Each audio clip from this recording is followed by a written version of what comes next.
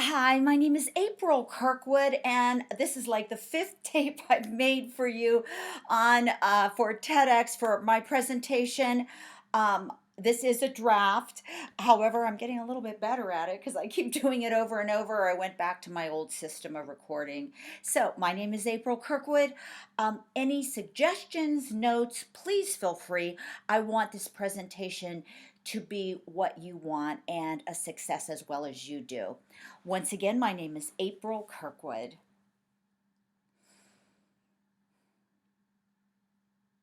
It's morning. I am getting ready to twirl my baton at my school at noon. My mother has pulled my hair back in a beautiful little bun and attached so many bobby pins to the tiara so it would not move and stay perfectly in place no matter what I had to do.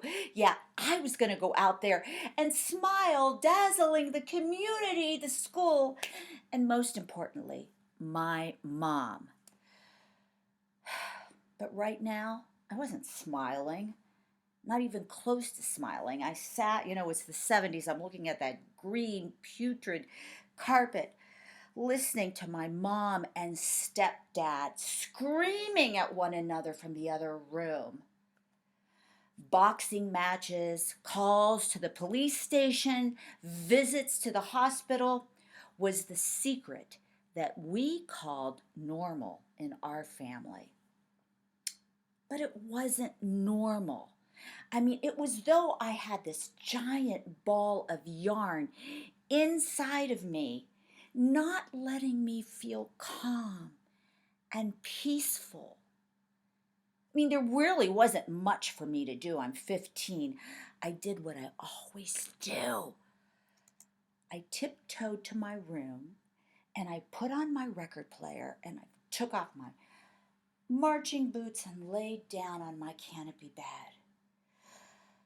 There was that voice that absorbed me, the voice that millions and millions of other women adored. Now, you see, because I was 6 years old when my family took me to see Frankie Valley of the Four Seasons.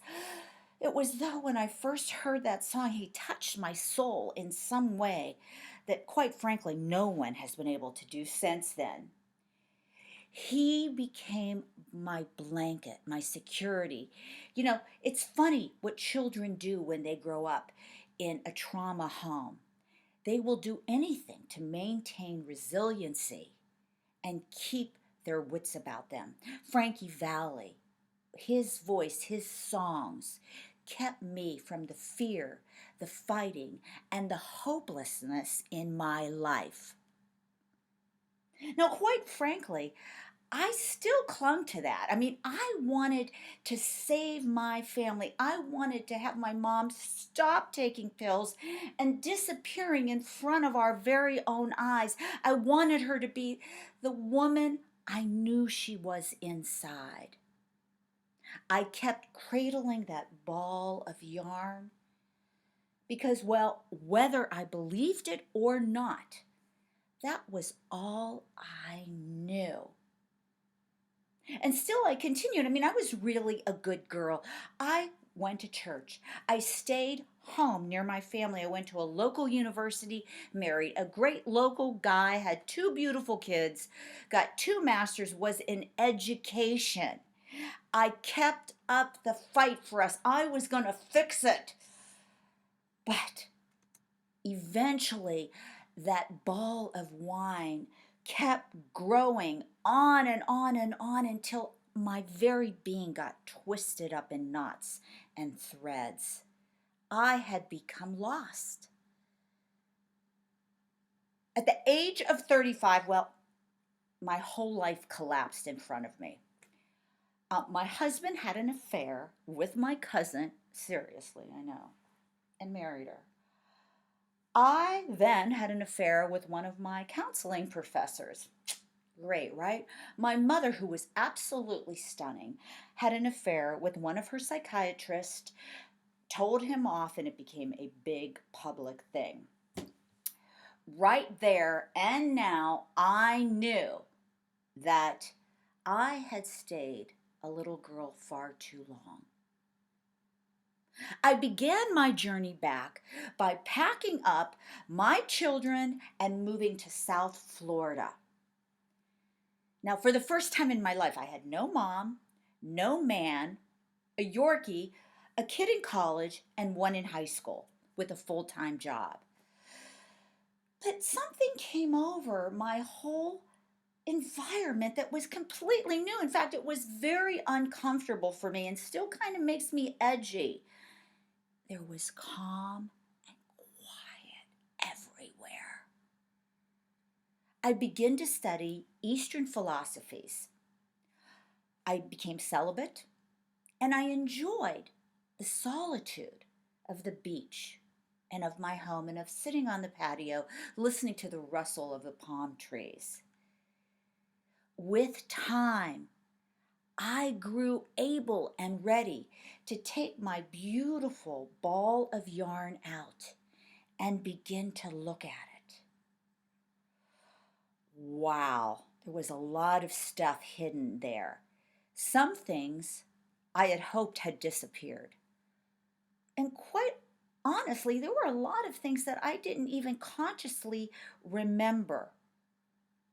There were parts that the yarn became very thin, and those were parts that I actually knew I needed to really look at that needed healing.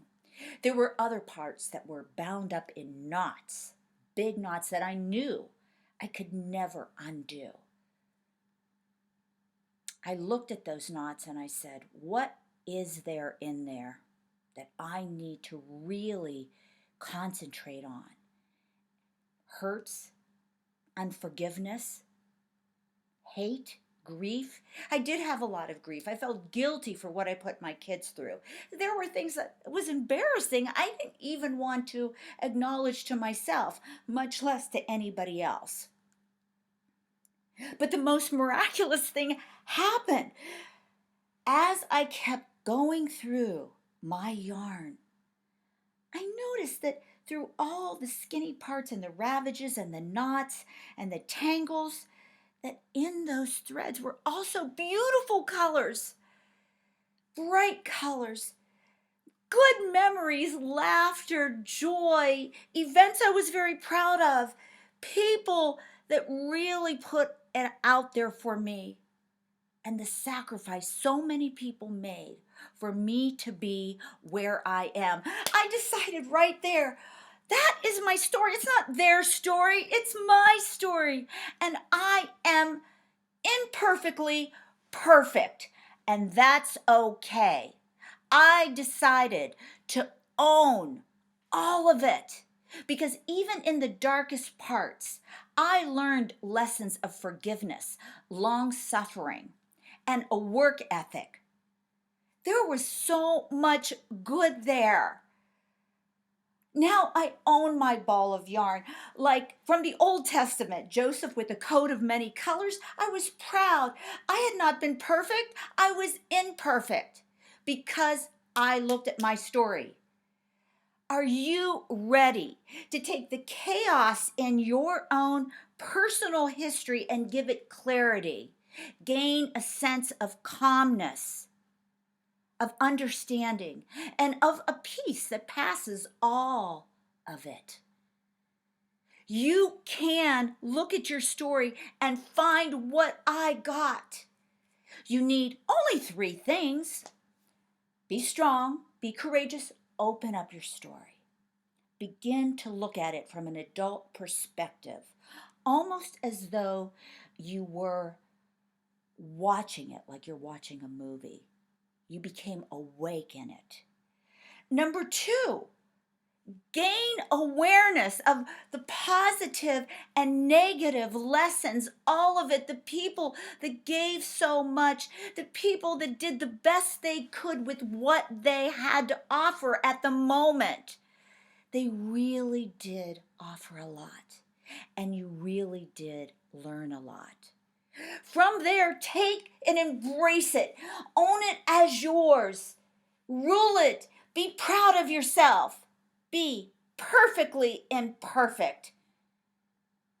Tell your story, share it, because you're not alone. We're all together. Oh, and by the way, big girls do cry, and that's okay. See you soon.